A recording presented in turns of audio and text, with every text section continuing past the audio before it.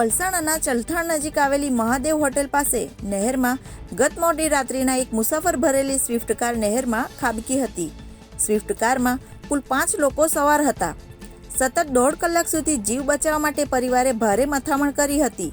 જોકે નજીક રોડ પરથી પસાર થતા યુવકે અવાજ સાંભળતા પેટ્રોલિંગ કરી રહેલા જીઆરડી જવાનને કાર નહેરમાં પડી હોવાનું જણાવતા જીઆરડી જવાને તરત જ ફાયર વિભાગને સંપર્ક કરતા ડિંડોલી ફાયર વિભાગ ઘટના સ્થળે પહોંચ્યું હતું અને જીવના જોખમે પાણીના ધસમસતા પ્રવાહમાંથી તમામ 5 લોકોને દોરડાની મદદથી રેસ્ક્યુ કરી બહાર કાઢવામાં આવ્યા હતા। પોલીસ તપાસમાં ખાન પરિવાર અંકલેશ્વરથી દમણ જઈ રહ્યું હોવાનું બહાર આવ્યું હતું। કારમાં 4 મહિલાઓ સહિત કુલ 5 લોકો હતા। ફાયર વિભાગ દ્વારા ક્રેનની મદદથી પાણીમાં ગરક થઈ ગયેલી કારને પણ બહાર કાઢી લેવામાં આવી હતી।